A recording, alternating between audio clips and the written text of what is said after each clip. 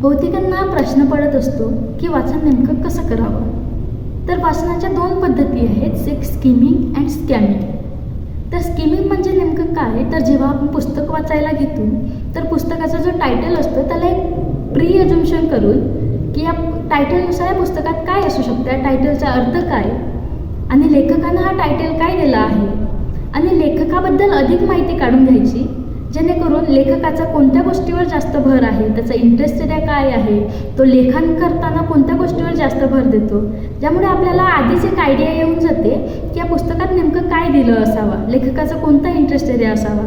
आणि स्कॅमिंग म्हणजे काय, तर आपल्याला काही जर स्पेसिफिक इन्फॉर्मेशन शोधायची असेल, ते मिळवायची असेल, तर काही कीवर्ड्सच्या आधारे आपण ते पुस्तकाला स्कॅम करून त्या कीवर्ड्सच्या आधारे आपण बहुतांश प्रमाणात कमी वेळात इन्फॉर्मेशन घेऊ शकतो.